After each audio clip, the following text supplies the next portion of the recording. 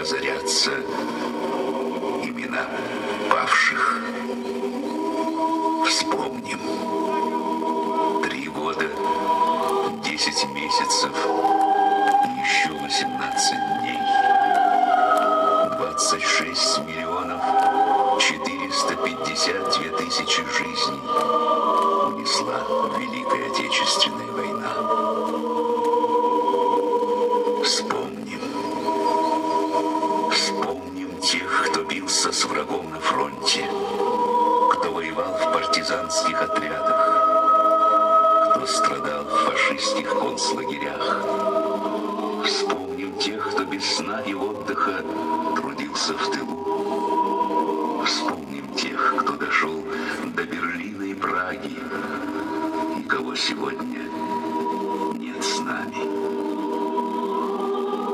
Вспомним о деревнях, сожженных дотла, о поселках, стертых с лица земли. Вспомним о сотнях городов, разрушенных, но не покоренных. Каждую улицу вспомним, каждый дом.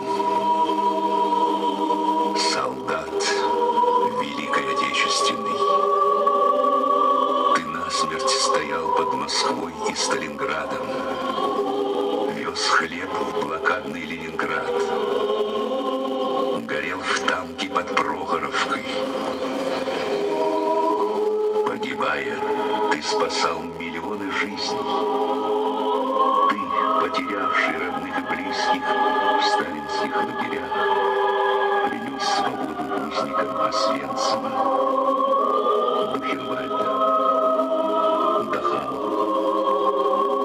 Ты не вторгался в чужие пределы, не искал славы. Ты защищал отчизну, защищал свою семью.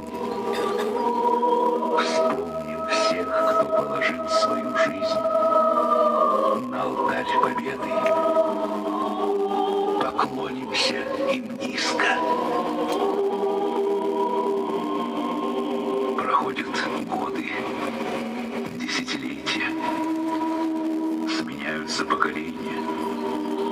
Но разве можно предать забвению подвиг воинов, защитивших не только нашу жизнь, но и само звание человека, который хотел растоптать фашизм?